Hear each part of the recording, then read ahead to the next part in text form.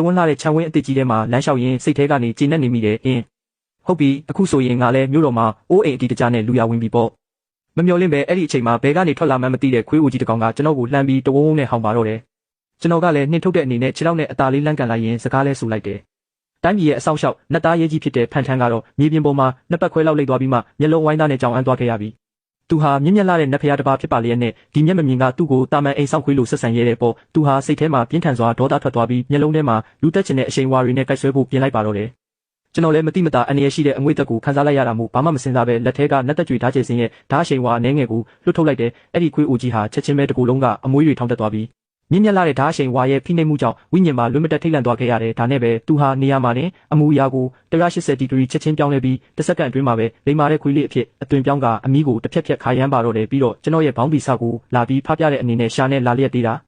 ကျွန်တော်လည်းအဲ့ဒီတော့မှကျင်းနဲ့စွာပြုံးလိုက်ပြီးသူ့ကောင်းကိုအတာအရာပုတ်ပေးလိုက်တယ်ဘေးနားကနာလန်ရန်ကတော့ဒီမြင်ကွင်းကိုကြည့်ပြီးပါဇက်အဟောင်းသားနဲ့မင်းတက်နေတော့တယ်ဒီနှစ်သားရဲကြီးကဘာလို့တာမန်ခွေးတွေထက်တောင်ပိုပြီးဖတ်တက်နေရတာလဲနောက်တနေ့နနက်စောပိုင်းမှာတော့ကျွန်တော်ဟာစနစ်ကပေးထားတဲ့ရတနာဆေးပင်တွေအားလုံးကိုခြံဝင်းထဲမှာအမြန်ဆုံးစိုက်ပျိုးလိုက်တယ်ပြီးတော့မှနက်စင်ခွေးစာတွေကိုခွက်ထဲထည့်ပေးလိုက်တာပေါ့ဟိုးအရင်တုန်းကတိုင်းပြည်ကိုတီထောင်ခဲ့တဲ့စစ်ဘီရင်ကြီးနဲ့အတူတလောကလုံးကိုတိမ့်ပိုက်ခဲ့စဉ်တုန်းကအခုချိန်မှာကြင်ကြံမှုတွေရောကြပြီးခွေးဖြစ်နေရရင်တောင်မှဒီလိုမျိုးခွေးစာအစုပ်ပြက်တွေကိုတော့မစားနိုင်ပါဘူးသူဝန်ချိုင်းနေနဲ့ငှက်တည်ရင်တည်ပါစေတလုံးမတို့မှမဟုတ်ဘူးလို့စိတ်ထဲကကြုံသွားလိုက်တယ်ဒါပေမဲ့နောက်တစ်စက္ကန့်မှာပဲကျွန်တော်ကသူ့ကောင်းကိုခွက်ထဲအတင်းဖိချလိုက်တဲ့အခါဆွဲဆောင်မှုရှိလို့နဲ့ရနံကသူ့ရဲ့အာယုံတွေကိုဖောက်ခွဲပစ်လိုက်ပါတော့တယ်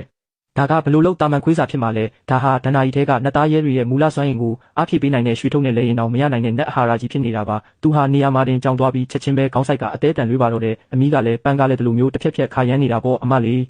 တကယ်ကြီးစားလို့ကောင်းလိုက်တာအဲ့ဒီအချိန်မှာမိန်းကလေးနှစ်ယောက်တကားတုံးဖွင့်ထွက်လာခဲ့တယ်မမျှော်လင့်ပဲသူတို့ရဲ့ခြံဝင်းထဲမှာယူမင်ဝိညာဉ်မှန်တွေနတ်စင်ကြပင်တွေနဲ့အတူလှုပ်ဝက်နတ်ဆေးပင်တွေအများကြီးရှိနေတာကိုတွေ့လိုက်ရတယ်ပို့ပြီးတော့ပါဇက်အဟောင်းသားဖြစ်သွားရတာကတော့သူတို့နတ်ဖျားလိုကိုးကွယ်ထားတဲ့တိုင်းပြည်ရဲ့အဆောင်ရှောက်သားရဲကြီးဟာအခုတော့ခွေးကျိုးနဲ့အချီခံထားရပြီးဘဝဆက်ဆက်ထမင်းငက်လာတဲ့အတိုင်းခေါင်းကိုခွေးခွက်ထဲစိုက်ကအသေးအတန်စားတောက်နေတာကိုမြင်လိုက်ရလို့ပါပဲဖန်ချန်းကတော့မြေပြင်ပေါ်မှာလှဲလျောင်းပြီးရှာကြီးအရှိကြီးထွက်နေတာအရင်တုန်းကဝင်ကြွားခဲ့တဲ့မျက်နှာဆိုးကြီးဟာအခုတော့ဖားရနေတဲ့မျက်လုံးလေးတွေဖြစ်နေရှာတယ်နာလန်ရန်ရန်ကဒီအခြေအနေကိုမြင်တော့အဲ့ဒီခွေးခွက်အစုပ်ကိုချက်ချင်းလှမ်းလူပြီးဘေးခါထုတ်လိုက်တယ်ပြီးတော့သူ့ရဲ့တိုးလောင်လက်စွပ်ထဲကနေစွမ်းရည်တွေပြည့်နေနေတဲ့နှစ်သားရဲသားတုံးကိုထုတ်ပေးလိုက်တယ်မင်းကကျမတို့တိုင်းပြည်ရဲ့ယတနာကြီးလေးဘလို့လို့ဒီလိုအစားအဆုပ်ပြက်တွေကိုစားနေရတာလဲဒါကမွေးမြူရေးချမ်းကနေတကူးတကယူလာပေးတဲ့ထိတ်တန်းနဲ့အသားပြဒါပေမဲ့ဝန်ချိုင်းကတော့သူ့ရဲ့ခြေသေးနဲ့ခွေးကျိုးကိုလဲပင်မှာပြန်ဆွတ်လိုက်ပြီးဖင်လေးတုံတုံနဲ့ကျွန်တော်ခြေထောက်နာကက်လာကအမီးကိုလေရင်ပြန်တက်တော့မဲ့အတိုင်းအပြင်းထန်ခါရမ်းပါတော့တယ်ပြီးတော့နှာခေါင်းကနေလဲကက်ချွဲတဲ့အတန်လေးတွေလုံနေသေးတာစုဖုတ်မြန်မင်းဝန်ချိုင်းကိုဘာမော်ဆေးတွေတိုက်လိုက်တာလဲမေဒူဆာကလေကားထိကနေဆင်းလာပြီးမျက်လုံးထဲမှာတန်တရားတွေအပြည့်နဲ့မေးတယ်သူဘလို့မှစဉ်းစားလို့မရဘူးငကားနဲ့ကီရင်သွေးဆက်ထားပြီးခွေးဖြစ်နေရင်တောင်တာမန်မဟုတ်တဲ့ဒီနှစ်သားရဲကြီးဟာဘာလို့တရက်အတွင်းမှာတင်တိတ်ခါတွေအကုန်လုံးချပစ်လိုက်ရတာလဲဘာမှမဟုတ်ပါဘူးကျွန်တော်ဇာတိရွာမှာခွေးမွေးတဲ့အတွေ့အကြုံရှိလို့နေမှာပါရွာကခွေးတွေအကုန်လုံးကကျွန်တော်ဆိုအမြဲကက်ချွဲနေကြတာသူလဲကျွန်တော်ကိုကြည့်ရတာအဆင်ပြေလို့ဖြစ်မှာပါကျွန်တော်ကတော့ကျွမ်းကျင်လာတဲ့အမူအရာနဲ့ပြုံးပြီးခွေးကောင်းကိုပို့ပေးလိုက်တယ်မေဒူဆာရဲ့နှက်ခမ်းထောင်လေးတွန့်သွားပြီးနှစ်သားရဲရဲ့အဆင့်တန်းကိုလည်းထုတ်ပြောလို့မရတာမို့တန်တရားတွေကိုပဲရင်ထဲမျိုးတိတ်လိုက်ရတယ်ပြီးတော့မှခြံထဲကလင်းထိန်နေတဲ့ဆေးပင်တွေကိုကြည့်ပြီးမျက်နှာတီတီနဲ့မေးပြန်တယ်ဒါဆိုရင်ဒီနဲ့ဆေးပင်တွေကကောမင်းကိုကြည့်ရတာအဆင်ပြေလို့ပဲလားကျွန်တော်လည်းကြိုတင်စဉ်းစားထားတဲ့အတိုင်းပဲလိန်ညာလှည့်ပတ်ပြောဆိုလိုက်တယ်ဒါတွေကဘဲကလာတဲ့နတ်ဆေးပင်ဖြစ်မှလဲဗျာဒီမနက်အိမ်ရှိမှာအဖိုးကြီးတယောက်ဟင်းသီးဟင်းရွက်လာရောက်တာသူ့ကိုကြည့်ရတာအသက်လဲကြီးတနာဖို့ကောင်းတာနဲ့အကုန်လုံးဝေပြီးဖြစ်တယ်လို့စိုက်ထားလိုက်တာပါမိမမင်းငါ့ကိုပတ်စံတွေအလားဟာတာတုံးတယ်ဆိုပြီးအပြစ်မတင်ပါဘူးနော်မေဒူဆာကတော့မြို့တော်တဝက်စာလောက်ဝယ်လို့ရတဲ့ယူမင်ဝိညာဉ်ပန်းနဲ့နတ်စင်ကြပင်တွေကိုကြည့်ပြီးခေါင်းထဲမှာမူးနောက်သွားခဲ့ရပြီးဒါကဟင်းသီးဟင်းရွက်ရောင်းတဲ့သူဘယ်ဟုတ်မှလဲတကယ်ကိုလောကစီးစိမ်နဲ့မင်းကြီးလူပြည်စင်းလာတာနေမှာပါဒါပေမဲ့ကို့မှလည်းလှုပ်ဝက်ချက်ရှိနေတာမို့သူလည်းဆက်ပြီးမမေးတော့ပါဘူးမနက်စာစားပြီးနောက်မှာတော့မေဒူဆာကရုံးကိစ္စတွေအရေးတကြီးစီမံစရာရှိတယ်ဆိုပြီးအလင်းအမြန်ပဲထွက်သွားခဲ့တယ်နာလန်ရန်ရန်ကတော့ကျွန်တော်ကိုလိုက်ပို့ဖို့အတွက်ကြံရိတ်ခဲ့တာပေါ့တခင်ကြီးမနေ့ကနန်းတော်ကနေပို့ပေးထားတဲ့အမတ်ဝစ်စုံကိုစမ်းဝစ်ကြည့်မလားနာလန်ရန်ရန်ကတကားနောက်ကနေခေါင်းလေးပြူထွက်ပြီးလက်ထဲမှာတော့တတိယအဆင့်ငကားအမတ်အတာပါဝင်တဲ့အမတ်ဝစ်စုံကိုပွေ့ချထားတယ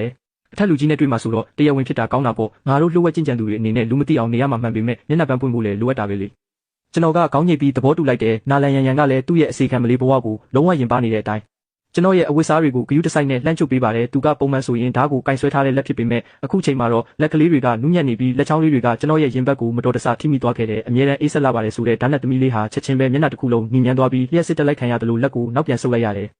်ကျွန်တော်ဘာသာကျွန်တော်ဝတ်လိုက်ပါမယ်သူများလုပ်ပေးတာကိုအသားမကျလို့ပါဒါပေမဲ့နာလန်ရန်ရန်ကတော့ပြက်ပြက်တသားပဲညင်းပယ်လိုက်တယ်ဘာလို့လဲမသိဒီနေ့မှာတော့သူကတကယ်ကိုစွတ်တရိုးလုံနေပြီးမျက်နှာကရင်နွေးအိုးဆူနေတယ်လို့ပူထူနေရင်တော့မှလက်လှုပ်ရှားမှုတွေတုံတုံရင်ရင်နဲ့အင်ဂျီကော်လန်ကိုအသေးချပြင်ဆင်ပေးနေရှာတယ်တနားရီလောက်ကြာအောင်အချိန်ယူပြီးမှပဲသူတက်ပြင်းချနိုင်တော့တယ်နဖူးမှလည်းချွေးဆက်လေးတွေအပြည့်ပါပဲကျွန်တော်ကတော့မျက်မမြင်တုတ်ကောက်ကိုကိုင်အမတ်ဝစ်စုံရဲ့အကောင်းစားအသားကိုစမ်းတက်ရင်းပြုံးပြီးပြောလိုက်တယ်ကဲတွားကြစို့ ဝင်ကြီးချုပ်အိမ်တော်ကိုထွက်ခဲ့မယ်လမ်းမကြီးပေါ်လျှောက်လာတဲ့အခါနားထဲမှာအမျိုးစုံသောကောလာဟလသတင်းစကားတွေကစူညံနေပါတော့တယ်ဧကရီဘီရင်မရဲ့အချစ်တော်အစ်စ်ကမျက်မမြင်တယောက်တည်းပြတတိယအဆင့်ဝင်ကြီးရာထူးတောင်ပေးထားတာဟဲတကယ်အရှင်မင်းကြီးသာသိရင်တော့အိမ်ခေါင်မိုးကိုပါလှန်ပစ်မလားမသိဘူးနာလန်ရန်ကတော့အိုးထုတ်ကိုစောင်းပြီးဒီလိုရေစရာကောင်းတဲ့စကားတွေကိုကြားရတဲ့အခါမျက်လုံးကြီးအပေါ်ထိလန်တက်မတက်ဖြစ်သွားရတယ်ဒီတာမန်ရက်သားတွေကဘယ်သိပါမလဲသူတို့ပြောနေတဲ့အချစ်တော်အစ်စ်နဲ့ဧကရီရဲ့အမျိုးသားကလူတစ်ယောက်တည်းဖြစ်နေတာကိုဒါပေမဲ့စီကားလာတဲ့မြို့တော်ကြီးရဲ့အရေးအောက်မှာတော့လူသက်ချင်တဲ့အငွေသက်တွေကတိတ်တဆိတ်ထွက်ပေါ်လာခဲ့ပြီးမြို့ပြင်ကမှောင်မဲလာတဲ့ကူကြီးတစ်ခုထဲမှာဝမ်ချန်ဟာတွေးတစ်ချက်အပ်လိုက်ပြီးမျက်လုံးတွေကကြောက်စရာကောင်းအောင်အေးဆက်နေတယ်သူရင်းညစ်ပေါင်းများစွာသုံးပြီးဖန်တီးထားတဲ့အသွင်ခွဲခန္ဓာကိုယ်ဟာအဲ့ဒီမျက်မမြင်ရဲ့တစ်ချက်တည်းနဲ့အကဲဖြတ်ခြင်းကိုခံလိုက်ရပြီးဖြစ်စီခံလိုက်ရတာဖြစ်ပါတယ်ဒါကသူ့ကိုမကြုံစဖူးပြင်းထန်တဲ့အန္တရာယ်ကိုခံစားရစေတယ်သူကသွားကိုကြိတ်ပြီးဆက်သွယ်ရေးမှန်ပြကိုဖွင့်လိုက်တဲ့အခါအလင်းရောင်ကပြောင်းကပြန်ဖြစ်သွားပြီးခရမ်းရောင်ဝစ်စုံဝစ်စင်ထားကခန္ဓာကိုယ်အချိုးအစားဆွဲဆောင်မှုရှိလာတဲ့အမျိုးသမီးတစ်ယောက်ရဲ့ပုံရိပ်ပေါ်လာခဲ့တယ်။အဲ့ဒီအမျိုးသမီးရဲ့ရေနဂါးလိုနူးညံ့တဲ့ခါနဲ့ဖြူစင်လာတဲ့အသားရည်ဟာမီးရောင်အောက်မှာတကယ်ကိုဆွဲဆောင်မှုရှိလာပြီးမျက်ဝန်းတွေထဲမှာလည်းဆွဲမက်စရာတွေအပြည့်ပါပဲ။ဖုန်မင်းငါအတွက်လူတစ်ယောက်တပ်ပေးစမ်းတိုင်းပြည်ရဲ့အမတ်စုဖုန်ညံပဲ။ကိစ္စပြီးရင်မင်းတို့မောင်နှမနှစ်ယောက်ပြန်ဆုံစည်းနိုင်အောင်ငါအာမခံတယ်။ဖုန်မင်းလို့ခေါ်တဲ့အမျိုးသမီးဟာချက်ချင်းပဲစိတ်လှုပ်ရှားသွားပြီးခန္ဓာကိုယ်ကတုန်ခါသွားခဲ့တဲ့ဆက်သွယ်ရေးကိုပိတ်ပြီးနောက်မှာတော့ဝန်ချန်ရဲ့မျက်နှာထက်မှာရက်ဆက်လာတဲ့အပြုံးတစ်ခုပေါ်လာတာပေါ်ကန်ဆိုးတာကတော့အဲ့ဒီမောင်လေးဆိုတဲ့သူကစမ်းတက်မှုထဲမှာကလေးကတိတ်ဆုံးသွားခဲ့တာကြာပါပြီ။အခုချိန်မှာတော့ကျွန်တော်ကဒါတွေအားလုံးကိုဘာမှမသိသေးပဲဝင်ကြီးချုပ်ကျန်းကျူးကျန်းရဲ့စာကြည့်ခန်းထဲကိုဝင်လာခဲ့ပြီ။ကျွန်တော်မျိုးစုဖုန်ညံဝင်ကြီးချုပ်ကြီးကိုဂါရဝပြုပါတယ်ခင်ဗျာ။ကျွန်တော်ကဂါရဝပြုဖို့ပြင်လိုက်ရုံပဲရှိသေးတယ်။ကျန်းကျူးကျန်းကတရေမြင်လိုက်ရတယ်လို့မျိုးဖြက်ခနဲထခုံပြီးကျွန်တော်ကိုအတင်းလန်းတွဲပါတော့တယ်။သူ့မျက်နှာကအပြုံးကတော့ငိုမဲမဲမျက်နှာထက်တောင်ကြည့်ရဆူးနေသေးတာဗျ။သူ့စိတ်ထဲမှာတော့ကျွန်တော်လိုလူတက်နက်ဖျားကြီးကိုအိမ်ကနေအမြန်ဆုံးပြန်စီချင်နေတာပေါ့။ကျွန်တော်ကတော့အေးလူပဲကျေနပ်စွာပြုံးပြီးထိုင်လိုက်တယ်။ကျွန်တော်မျိုးကအခုမှအလုပ်ဆက်ဝင်တာဆိုတော့တကယ်လို့လုပ်เสียအလုပ်ရှိရင်လဲဝင်ကြီးချုပ်ကြီးအနေနဲ့အာမနာရန်ခိုင်းစေနိုင်ပါတယ်ခင်ဗျားအလုပ်မရှိပဲအလကားနေရတာပြင်းဖို့ကောင်းလို့ပါကျန်းကျူးကျန်းကတော့ခေါင်းကိုပုတ်ခတ်လွဲတယ်လို့မျိုးအတင်းခါရမ်းပြီးညင်းပါတော့တဲ့စိတ်ထဲကနေလဲဘသူကများမင်းလို့အဖိုးကြီးကိုခိုင်းရဲမှလဲလို့အသေးအတန်ကြီးတွားနေတာပေါ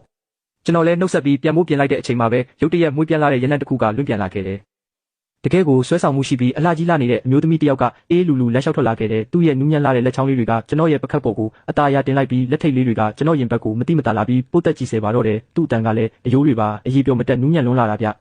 ျဒီအမျိုးသမီးကတော့တခြားသူမဟုတ်ပါဘူးအမီဝက်နဲ့အသွင်ယူထားတဲ့လောက်ကျန်တက်ဖြတ်သူဖုံမင်ပဲဖြစ်ပါတယ်သူကတော့ကိုယ့်ရဲ့ဆွဲဆောင်မှုစွမ်းရည်ကိုအပြည့်အဝယုံကြည်ထားတာမို့ကြင်ကြံမှုမရှိတဲ့မျက်မမြင်တယောက်ကိုဖန်ဆားဖို့ဆိုတာလက်ဖြောက်တစ်ချက်တည်းရတဲ့လောက်ပဲလွယ်ကူတယ်လို့ထင်နေတာပေါ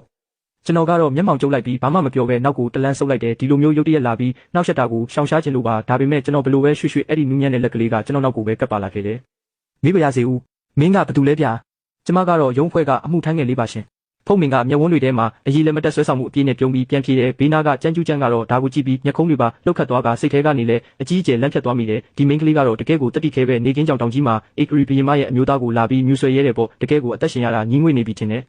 နာလန်ရန်ရဲ့မျက်နှာကတော့အေးဆက်လာတဲ့ရေခဲပြင်ကြီးလိုဖြစ်နေပြီးဓာတ်ကိုကင်ထားတဲ့လက်တွေကပါတုံရင်နေပါတော့တယ်မျက်ဝန်းတွေထဲမှာလည်းလျှက်စီးတွေလက်မတက်ဒေါသထွက်နေတာပေါ့ကျွန်တော်ဒေါသထွက်ပြီးတခုခုလုပ်ဖို့ပြင်လိုက်တဲ့အချိန်မှာပဲဖုံမင်ကလက်ကိုအตาရပြန်ရုပ်လိုက်ပြီးဘေးကင်းတဲ့အကွာဝေးကိုအလိုက်တင်လေးနောက်ဆုတ်သွားခဲ့တယ်ဒီလိုမျိုးအနီးဝေးကစားပြီးဆွဲဆောင်တဲ့နီးပြူဟာကလူပြိုပေါက်လေးတွေရဲ့စိတ်ကိုအလွယ်တကူကြောက်ကြရက်ဖြစ်စေနိုင်တာအမှန်ပါပဲဒါပေမဲ့ကန်ဆိုးတာကတော့သူတွက်ချက်မှုတစ်ခုမှားသွားခဲ့တယ်ကျွန်တော်ရဲ့မျက်လုံးကသာကန်းနေတာပါစိတ်ကတော့လုံးဝမကန်းပါဘူး